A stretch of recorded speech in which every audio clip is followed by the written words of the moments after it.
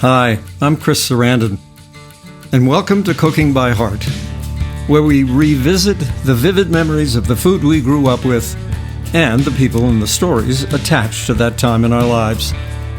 Today, my guest is actor, producer, writer, Cary Elwes. As an actor, his career in movies includes his role as Wesley, the Dread Pirate Roberts, in The Princess Bride, but this is a drop in a cinematic ocean of superb performances, including films like Glory, Days of Thunder, Robin Hood Men in Tights, Twister, and the Saw series, and more recently in Guy Ritchie's Operation Fortune Ruse de Guerre and Mission Impossible 7. He's also appeared on television in shows like Stranger Things and The Marvelous Mrs. Maisel. And if that's not enough, he's a screenwriter and a producer and has written a best-selling book, As You Wish, Inconceivable Tales from the Making of the Princess Bride. Humanist, activist, raconteur, and all-around good dude, I'd like to welcome, from Los Angeles, Cary Elwes to Cooking by Heart. Hi, Cary. Hi, Chris. So lovely to see you today. Always and a joy. hear you. Always a joy to see you. Yeah. And hear you. Yes. I'd like to start out just with a kind of, I think I know some of the answers to this question, but when you were younger, what was food like at home? Okay, so I grew up in a single parent household.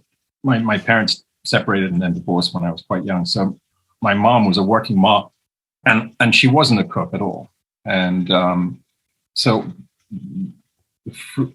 cooking was left up to my oldest brother, God bless him, who was about 7 at the time. Oh, and you know, he was allowed to cook, you know, simple things that were safe, like sausages and eggs and bacon and baked beans and potatoes and that kind of thing. Ooh. And so that's what we grew up on.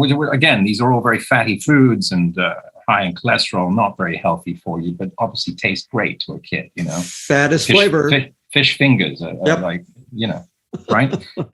And were there ever any frozen vegetables? Any frozen food? Oh, everything. Well, frozen. The fish fingers are always frozen. Yeah. You know, right. Most fish sticks. Yeah. When I was actually, you call them fish sticks here. Yeah. And of course, you know, growing up in England back then, before all these wonderful celebrity chefs now and that we have in the UK, back in the 60s growing up, you know, there wasn't much choice in terms of cuisine. That, you know, if you wanted to try something different, it would cost you. But primarily Britain was known then and still is now for its confectionery and for its baked goods and for its high cholesterol meals. And of course, growing up, that was our staple diet. And I was very fortunate as a child when I turned 7. My father moved to Spain, and so we would spend our summer vacations with him there. And that was the first time my taste buds explored a different cuisine altogether. And I think I can say safely that we all are connected to the foods that we tasted as a child. That we loved, absolutely. You know, absolutely. In a profound way. And I can remember my first tapas and my first tortilla española, my first gazpacho, my first paella. I mean, you know, those things were extraordinary to me. And of course, it made it very, very hard on my mother coming back and my older brother coming back to England and having to go back to this very rather dull cuisine. Do you make any of these foods now? I know how to make tortilla. My father taught us how to make tortilla española, but I saved that, which are potato omelet. And it's better on the second day after you put it in the fridge. Yeah. And I can make gazpacho, not very well. But tapas, obviously, the easier ones, you know. Right. And there's a difference between the northern Spain and the southern Spain. That's correct. Completely different. As you get closer to France, the cuisine changes completely. And San Sebastian, that kind of area. That's what's so beautiful about Spain. Right. Is that you travel to different parts, and each part of Spain is unique in terms of its cuisine. Any cross pollination with other cuisines from the south of Spain? When not from the south of Spain, but we would take a ferry ride with my father to Tangier from Ceuta and try Moroccan food for the first time, which again is now a lifelong passion for me. I love Moroccan food. I love couscous. I love it all. It's great. I remember lemon chicken. Oh my God. Lemon chicken. Yeah. Tagine. Yes. Tagine. Yes. Unbelievable, right? My wife makes some wonderful tagines. Does she? My wife, Joanna. Yeah. Yes. And I remember very, very vividly, I shot a movie in Jerez in the south of Spain. This is the one with Denham Elliott, right? Denham Elliott, yes. Yeah, Sean Connery and Brooke Adams. Great. Wow. And Brooke had a friend in Tangier who was very wealthy. His name was Bouquet, as I recall. And we would take the ferry on a weekend and we would go to Tangier and we'd go to the souk. And we'd sit around in our jalabas. I love it. And I know I still have mine. I had mine. I gave it away, unfortunately. But at any rate, we'd sit in the souk, and they would show us our wares, and they'd pass the mint tea and the rolled up joints of keef, right? Which is a mixture in Morocco anyway of tobacco and hashish or marijuana, depending. Right. And then you would go with a happy glow to a restaurant. Great. Where mounds of couscous mixed with vegetables and lamb, and you the bread, and you scoop up the couscous and take a hit and drink champagne. What a time! You did this all with Sean Connery? Sean didn't go with us. Sean would stay back and enjoy his own whatever he was doing. Golf. But Sean did go out at night. He was great fun, actually. At any rate, so you're talking about your meeting with Moroccan food. Yeah, and so coming back to England, it was very tough on my brother and mother to have us not be even more dismissive of the bland food that we were growing up. Right. And then of course. But that all changed, much later on. But you and I, when we did Princess Bride together in '86, the food industry had not changed much from the '60s to the '80s. No. And when we moved to Sheffield on our first location shoot, we all stayed in the same hotel, if you recall, in Bakewell. And it's a tiny little village, very charming. I think it's named Bakewell because of the baking goods that they have there. Right. And steel. And steel. A lot of steel, Sheffield. Mm-hmm. And we all, I think each of us went to the front desk to ask where as you would in a hotel when you moved to it, where are the nice restaurants in town? Yeah. And they said, well, you're in it. This is it. This hotel it's the finest meal you'll find for literally hundreds of miles around. Right. Right. And of course, we were a little dispirited by that because it wasn't that exciting a menu, that they had going. It didn't change at all. And Rob wasn't having it. Rob and Andre, being both connoisseurs of food, they just weren't having it. Rob, as you recall, made the production company find him a hibachi, and he made us hamburgers and hot dogs every night. And Andre had his food imported from France in crates. He just wasn't having it. This reminds me because... Yeah. There was an incident not an incident, but a series of incidents when we first arrived, in which we were served lunch on the set by a caterer. Yes. Can you? Sure. Actually, Cary tells a wonderful story about this, and I'm going to ask him now to just repeat it. Okay. In his lovely, wonderful, enlightening book called "As You Wish," about his experience shooting The Princess Bride. So can you just lead us into that story? Sure. If you recall, we were shooting out. I think it was Hever Castle, or I can't remember where we were. It was in Sheffield, though. Yeah. Anyway, not Haddon. Not Haddon. Was it Haddon? I think it might have been. I think it might have been. Yeah, Haddon. Yeah, beautiful place. Oh. And first time we had caterers because we're on location, right? Right. And we were fully expecting British caterers, which would be the kind of food that my brother used to make, which is sausages, eggs, bacon, that kind of thing. Bangers and mash. Bangers and mash, exactly. And we had chaputis. Now, chaputi is an Indian pastry It's triangle shaped, and it's usually filled with either meat or vegetable or both. And I remember Rob, when he was served it for the first time, his eyes lit up. He was like, "My God, we're going to have a really great shoe. I've never had a Djibouti. Yes, this is going to be great. We're going to have different foods each day." And in his head, he thought, "My God, that Norman Lear really is stepping up his game, Producer extraordinaire, right? And of course, the second day when Djibouti showed up, he sort of did that.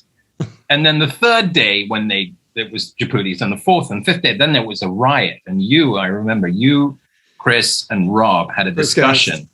Chris Guest had a discussion about it in the by the front gate of Haddon, and I took a picture. It's in the book. It's in the book of the three of you discussing how to get rid of the gators. And I think Rob wanted to hear some approval from other people that before making the decision to let them go.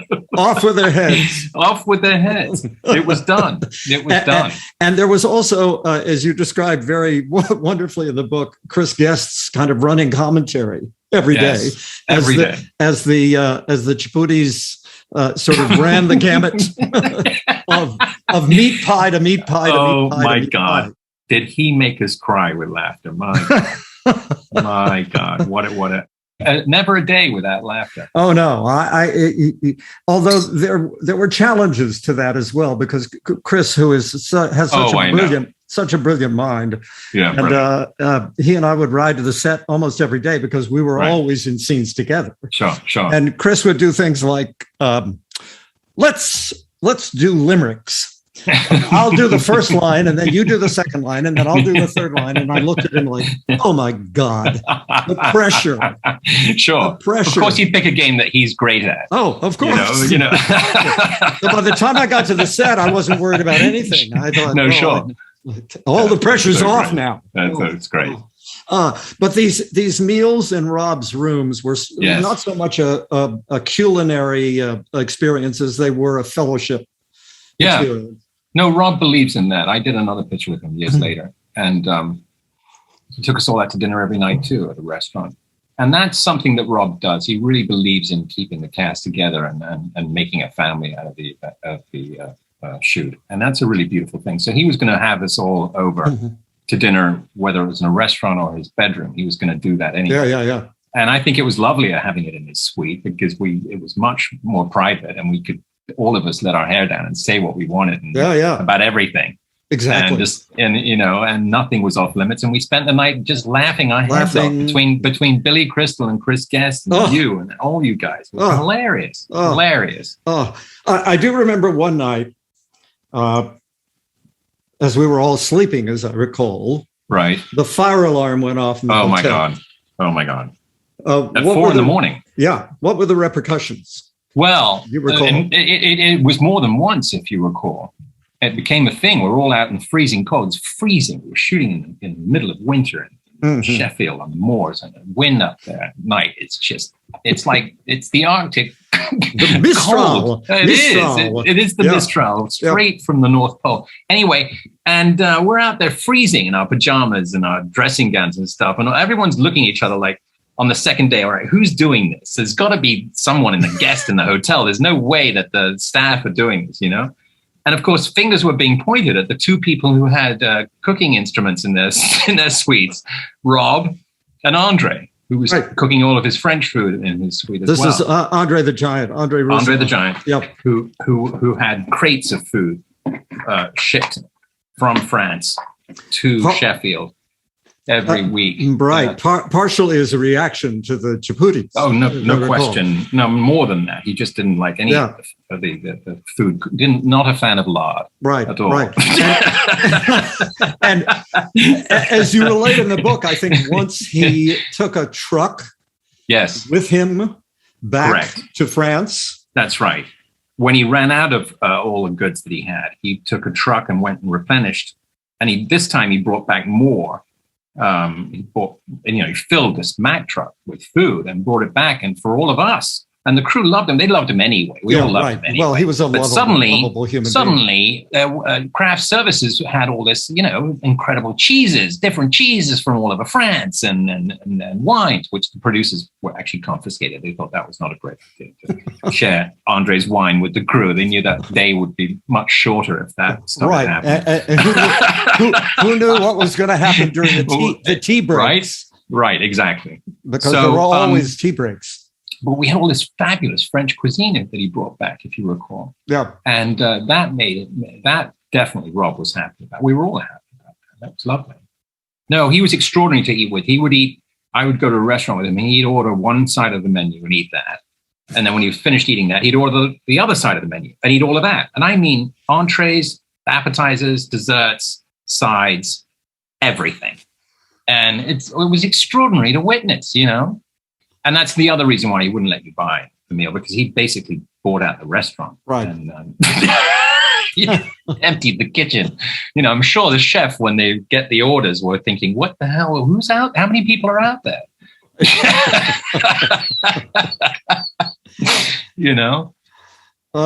What an experience. Extraordinary. Right? What an extraordinary human being he was. Yeah, really. Wasn't he? Now, I went to his favorite restaurant in Montreal when I was tell me. Quebec. And of course, they keep his seat.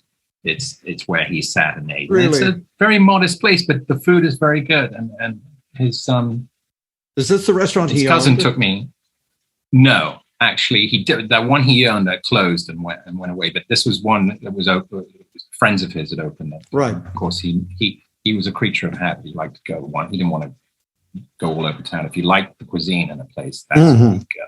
And of course, the French cuisine in Montreal is delicious. Oh, it's also superb. the city. The city is extraordinary as well. Extraordinary. Wonderful city. Yeah. Now, as our audience probably knows, you and I, as actors, we travel a lot.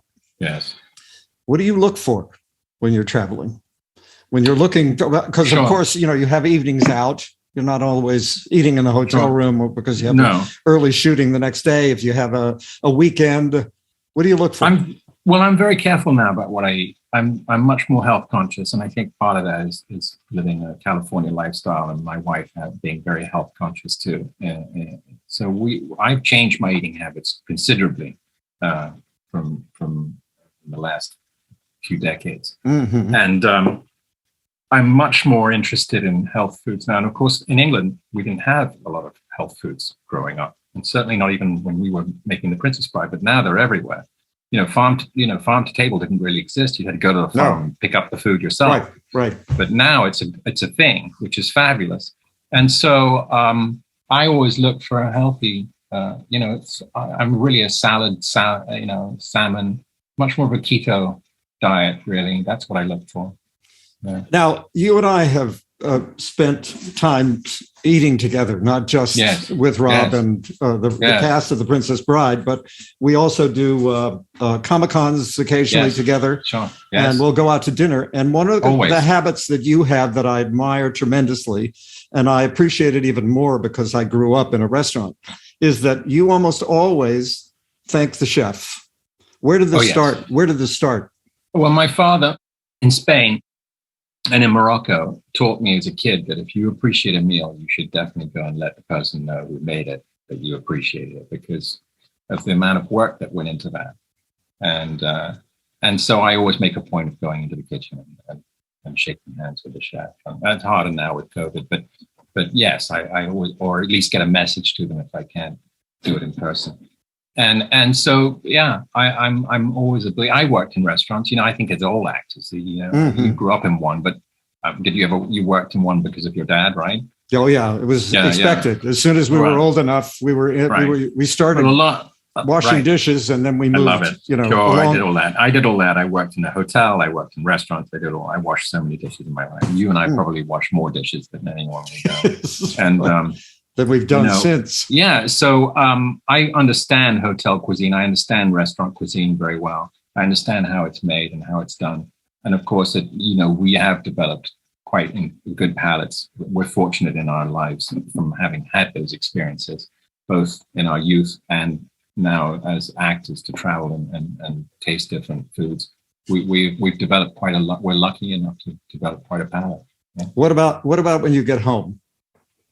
What do you? I love my wife's cooking. You know, she only started cooking when the baby was born, and I had no idea she could cook because she never picked up a spoon at all in the kitchen.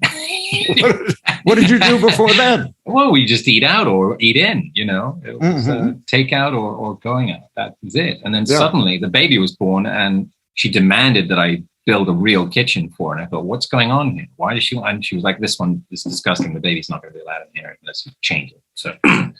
We refurbished the kitchen, and suddenly she was a chef, and a good one. And I didn't even know about any of this stuff. She started making food for the baby, and starting out with baby food, which I obviously didn't get into. But later on, as our daughter's teeth started coming in, and the palate changed then to things like, you know, my wife would make chili, turkey chili, which I think she shared the recipe with you, which is her personal. Oh, I'm very excited recipe. About it, actually. It's really delicious. It's really good, I have to say. And, you know, all kinds of things. She can make anything. And she does try and experiment, you know. She's her family grew up in Jordan, so she has a Jordanian I didn't know that. Yeah, Jordanian family. And so her palate is quite extraordinary, too. And so she loves, you know, different foods as well. She's a great chef, yeah. Are the Jordanian influences primarily Middle Eastern, or are they oh my God, well? Very much like, similar to Moroccan, but obviously their own. Jordanian cuisine is basically based on Bedouin tastes. And, you know, it's lamb and rice and chicken, and it's so good. My God, I was just there. I had if you want to taste food that will just make your tongue taste buds explode, go to Jordan. It's unbelievable. A lot of the kids that I grew up with, because I was Greek in a small West Virginia coal mining town, and the Orthodox Church in my town was not a Greek Orthodox church; it was a polyglot church, because there weren't enough Greeks, there weren't enough Syrians, there weren't enough Lebanese, etc. So we all would hang out. So we would eat. Great. So I would go to their homes and eat kibbeh and I love it, and hummus, and I love it. You know, how old are you now? What age is it? Well, anywhere from 12 to 16, Great 17. God, what fun! So your palate's now being refined. Very, very, very sort of broadened, much more broadened, and then of course it broadened even more as I went away. But also the food, and I'm going to get into this, I think, a little later in the podcast, I want to talk to some people. I've already talked to some people who grew up in West Virginia as you know, natives. That is, you know, their backgrounds are Anglo-Saxon, you know, basically way back when. And so there was a mix of that in my father's restaurant. He didn't cook a lot of Greek dishes.